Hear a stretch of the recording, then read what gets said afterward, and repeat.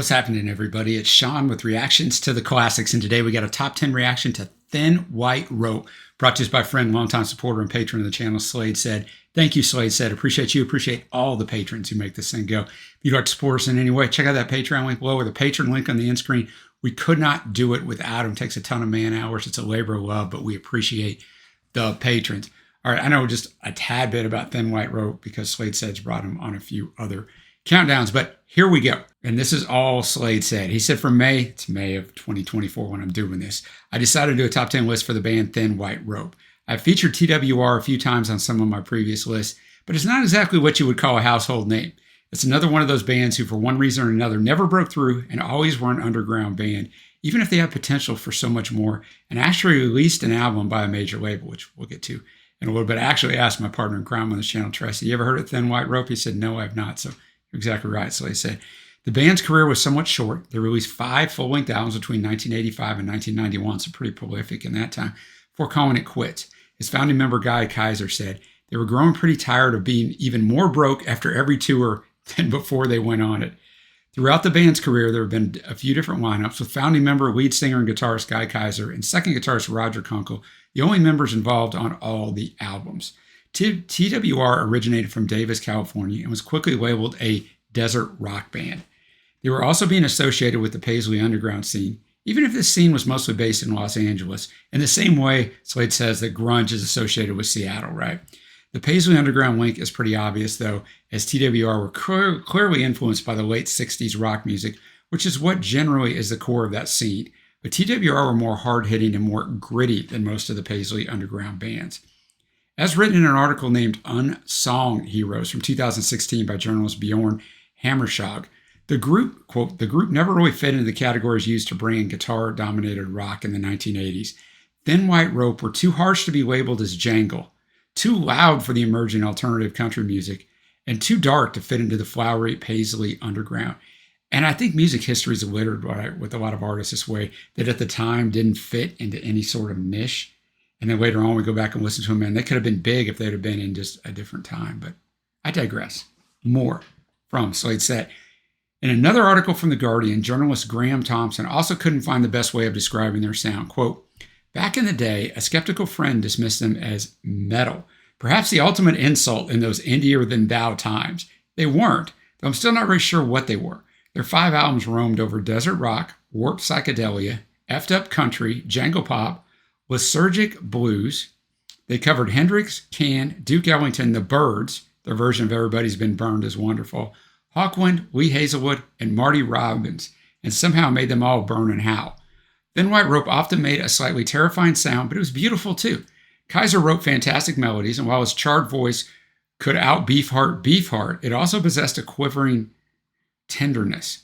Their use of twin guitars was as thrilling and distinctive as anything Thin Lizzy or Television achieved, with 12 strings, coiling, concentric lines overloaded, unfailingly malevolent, with brutally deployed and expertly controlled feedback. They were kind of funny as well, though it's impossible to explain why. He ends up writing, quote, this is a band who singularly lacked the knack or desire to tweak their eccentric manners. Thin White Rope belonged to the desert, and there they stayed. In my mid-teens, I thought they were the greatest thing I'd ever heard, and 25 years later, I'm not at all sure I was wrong, end quote. Wow. And so I said, with all that, I will get into the list, and if you never joined us before, the music will not be in the video, but it's going to be at a Vimeo link down below. So click on that and follow along with us. Well, let's jump in at number 10. We got Down in the Desert from the album Exploring the Access in 1985. Slade said, what better way to start the list than with the very first song in their discography. It's the lead-off track on their debut album. It's a good representation of the band's overall sound, and especially how they sounded on their debut album, which is fine. A fine album, but still my least favorite in their catalog. Apart from Guy and Roger, the band consisted of Steven Teslick on bass and Joseph Becker on drums at this time. All right, I'm going to have the lyrics up as always.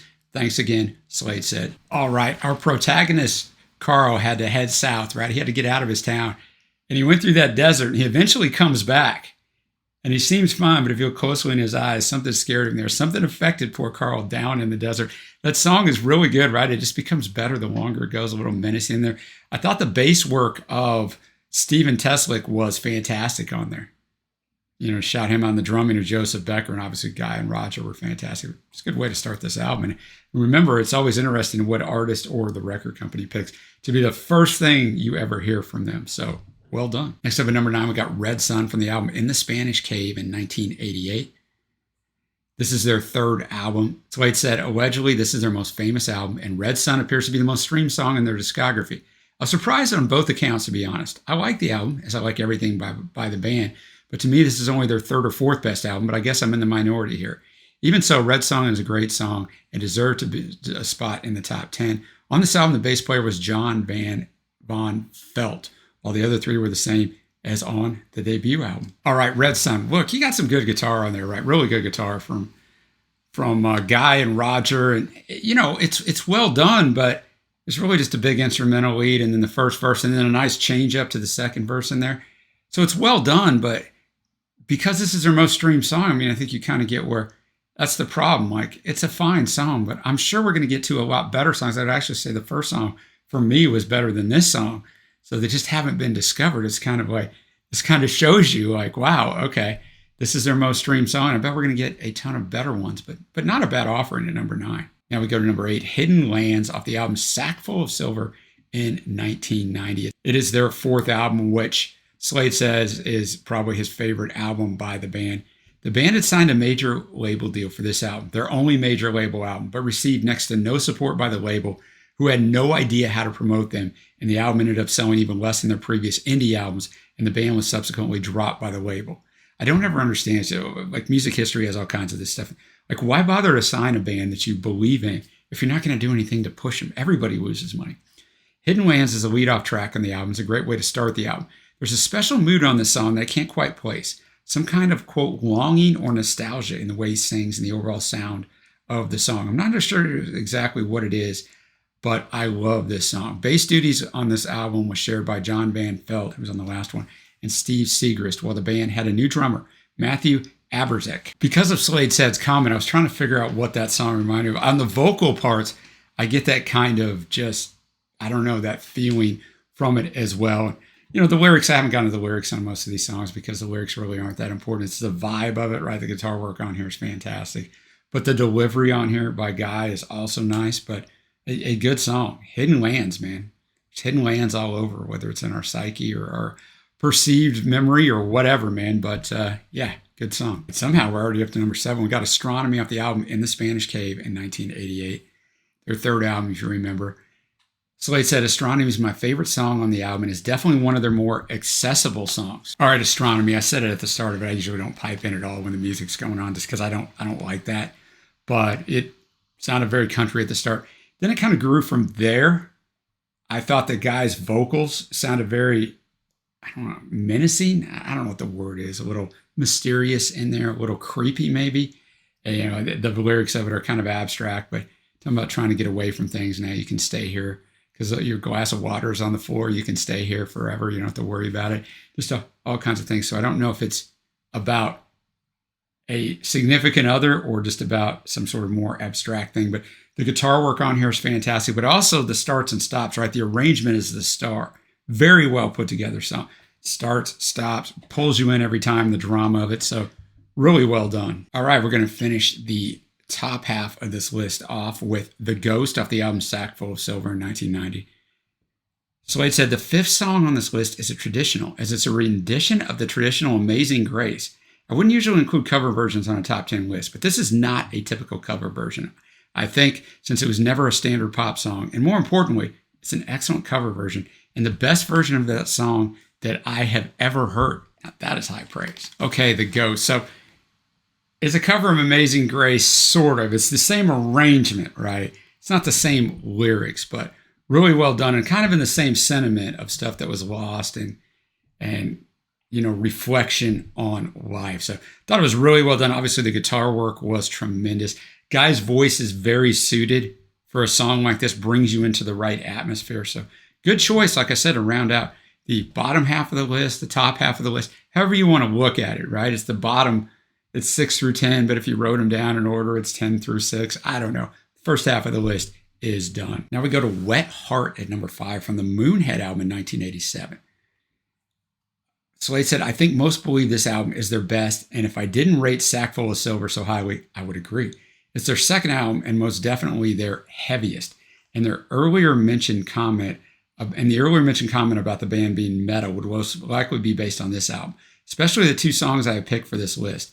It's borderline sludge metal, and Guy Kaiser uses his voice to the max here, in particular throughout the chorus. The band's lineup was the same as on the debut album, although bass duties were shared by Steven Teslick, who played on the debut, and John Von Felt, who played on the later albums. I guess that was that bridge there, right? So it's interesting going from The Ghost to the Amazing Grace arrangement to something where we're going to get metal. Like, let's go. All right, Wet Heart. There is no way in the world I would put that as metal, but I see how people who don't know, I guess, could. But even in these, I thought Guy's vocal performance was good. And even in these songs that are, quote, heavier, the guitar melody is still fantastic, right?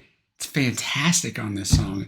I don't really know what it's about. I mean, I try to kind of decipher it, but I'm not really. I love lyrics, but I don't need lyrics for every artist and every song, right? I don't need them to be the greatest things ever. This is all just about fantastic bass work. So I don't know which one of those two was doing the bass work. The bass work really stood out here along with that guitar melody, but just a totally professional band. Thin White Rope, man, really good stuff. Almost to that rarefied era, the top three, but we got number 4, Puppet Dog, off the album The Ruby Sea in 1991. So it said the only song included from their final album. Compared to the song we just heard, this has a much lighter sound, which to some extent is the case for the whole album. Although the song, the Fish song from the album, is probably the heaviest song they ever did. So it's never really easy to pigeonhole this band. I've previously included the song Up to Midnight from this album on a top 10 list, male-female duets, and I rate that song very highly as well. But in order to not repeat myself too much, I went with Puppet Dog for this list. The bass player on this album was Stuart Odom, and drums were played by Matthew Aberzek, same as on the Sackful of Silver album. All right, Puppet Dog. Very menacing song. I'm going to actually try to interpret the lyrics for you here. This is what I've come up with. I could be totally off. There's not a lot of lyrics to almost all of these songs, right? It's more about the instrumental build and the coda at the end and all of that stuff. But Puppet Dog, whoever made you years ago, knew how bad I need a friend. Puppet Dog, your felt red mouth and bells for eyes scare the devils off again. Second verse. Puppet Dog, come bite your master, and in the morning after sprinkle rain across the sands, Puppet Dog, I return the bite. You reveal the fist inside you, leaving me nothing but my hand. I think this is about loneliness and depression, but who knows, boys and girls. That was my only probably play here at breaking down lyrics, but a really good song. And I think if that's really what it's about, the riff and the menacing kind of tone of the song fit really well. Now we go back to that Moonhead album, that metal album. We got number 3, Not Your Fault. It's the only song I've included in another list, Slade said, but it's way back. I think it was on my first top 10 of the 1980s American Underground Bands list. So it dates back a good while. Slade said puts together just fantastic lists, right? It's fantastic stuff. It's similar in style and tone as Wet Heart. It's not metal, but it certainly has a heavy sound that people who never listen to metal could confuse with that genre. All right, Not Your Fault. That song grew on me. The more it went, the more it grew on me. At first, I was thinking that I liked Wet Heart, the same song off this. It appeared at number 5 better, but now I'm not so sure. This is about a girl who is bad news and kind of turns this guy maybe bad or makes him feel bad about himself. It's kind of hard to tell in there, but really well done guitar work and also really good drumming, not just at the end in the coda and the fade out, but really good drumming throughout. But the song really pulled me in. We're up to number 2. We got Triangle from the album Sackful of Silver in 1990. So I said the runner-up on this list is a song I've always loved a lot. It's a song that I almost put as number 1, and some days I probably would. It's a slow song, but it's not a ballad, even if it starts like that to some extent. On the original CD, the song doesn't have a name. There's just a triangle showing instead of the title. Some places I've seen it referred to as the Triangle song, which is the way it is on the lyrics side. I use Genius. Triangle or Triangle song. On Spotify, I believe they call it Triangle. When you see below, they do. As you've probably concluded by now, lyrics aren't the most important thing about this band. But for this song, I think the lyrics are pretty important. Okay, definitely great lyrics on this. Just a really well done song. He says, I'm feeling just a little down. Nothing I can wrap reasons around, but I can't ignore it. I can ignore it if I look real hard and make perfect triangles out of every 3 stars. Sometimes I make burns on my arms because it moves that feeling from my heart to my arms. And I'm driving and it keeps me awake. I have so many more triangles to make. Now that I've planted the seed, maybe those triangles will form without me. Surround the world in their crystalline ache and freeze the heroes into glassy mosaics. So fantastic writing there, obviously, about depression. And the song kind of sets that tone. The instrumentation is really good. Just well done. Well done. And as you might have guessed, we'll stay on the Sackful of Silver album from 1990 with the #1 song, On the Flow. Slade said, the best song by Thin White Rope, in my opinion. As I said with the previous song, this was very close between 1 and 2, especially. On the Flow is just something else for the band. It has a very Americana feeling to it, especially during the verses, and it should have massive appeal to most. This song should have propelled the band to stardom if the world was fair, but the record company had no idea what they were dealing with, and so no one discovered it. But at least I can praise it here. Exactly, man. Exactly. On the Flow, a fantastic song, and definitely sounds different.